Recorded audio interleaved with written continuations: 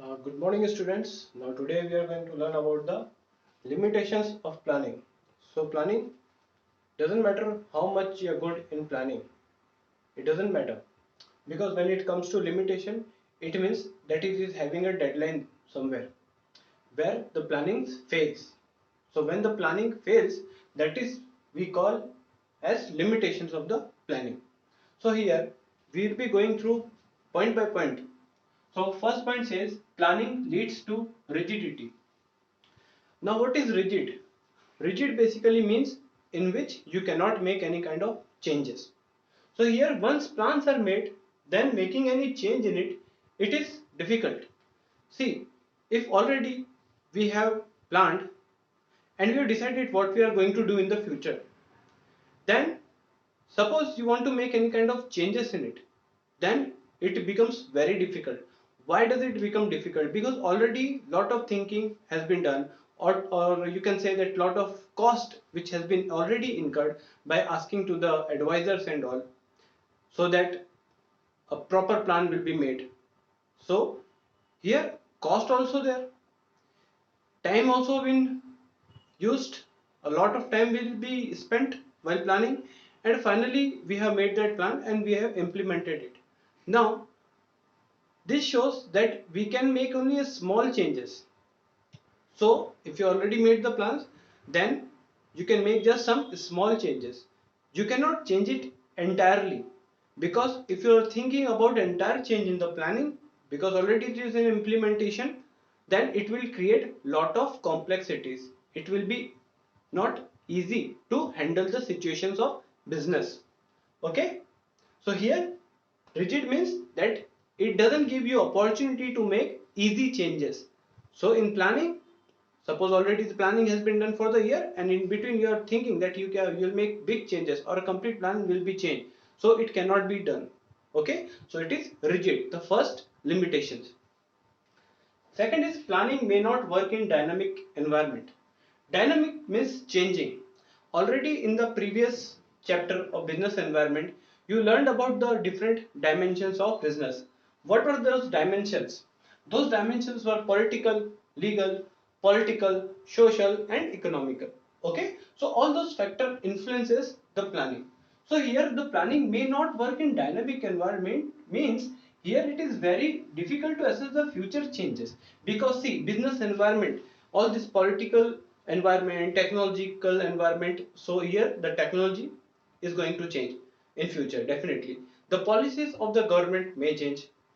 Legal environment, if you talk about, so again there can be changes, there can be some laws made by the company, then it will be very difficult for the peoples who are doing planning to assess the future upcomings, that what is going to come or problem which is going to arise in the future. It is very difficult. And already suppose we have implemented or started with our planning, and what happened now, something has been changed in the business environment and it is becoming very difficult for us. So here it is very difficult to assess the future changes.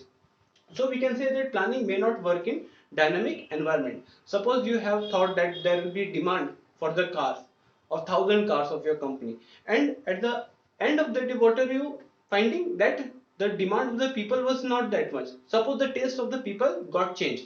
Now they don't want a powerful engine car, now they want fuel efficient cars. So what happened here, their taste has been changed from one product to the another product. So here doesn't matter what are you planning, because if see, if in social environment, suppose the taste and preferences is related to the society or the customers, if it is changing, then your plans will not work in the future.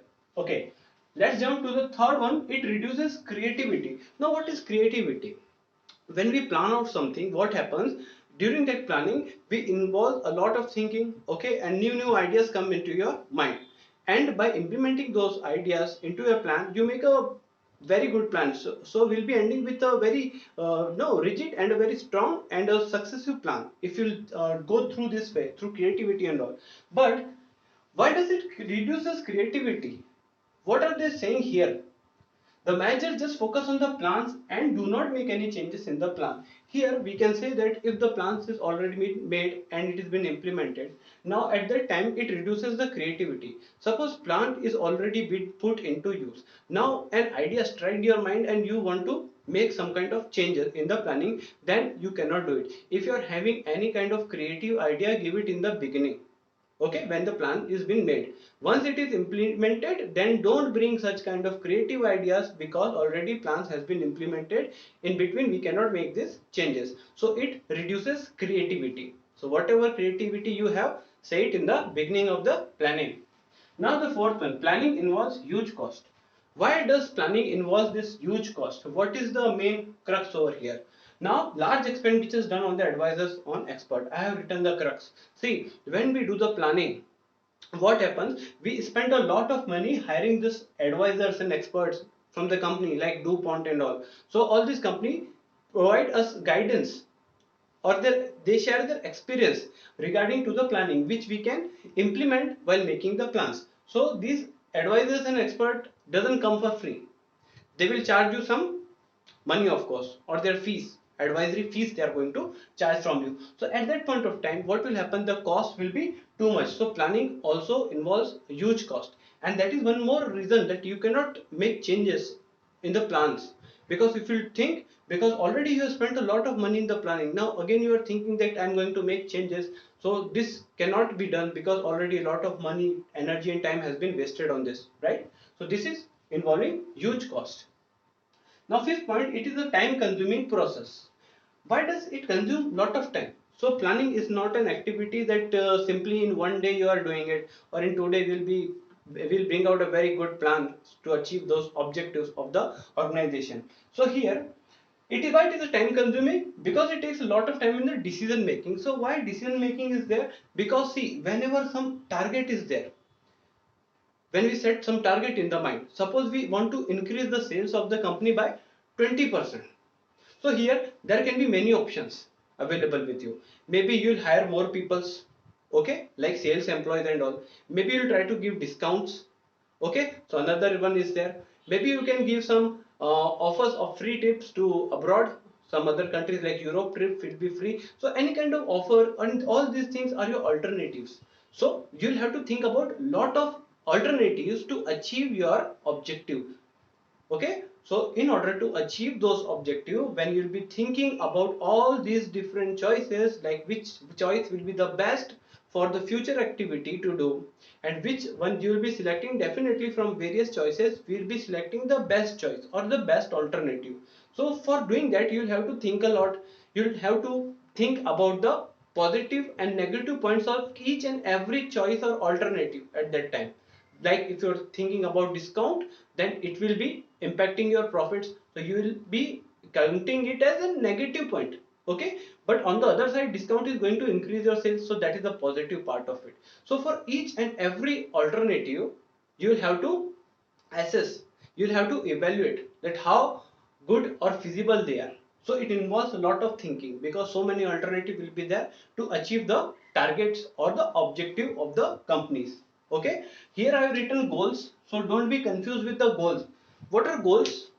When you say that I want to become a topper of the class, so what are you doing here? Actually you are telling the goal, okay. When you say or you decide that you are going to achieve 99% in the class, now that is a number which is achievable, so that is objective or a target, okay. So ultimately, because of these goals, what you do, you fix some targets.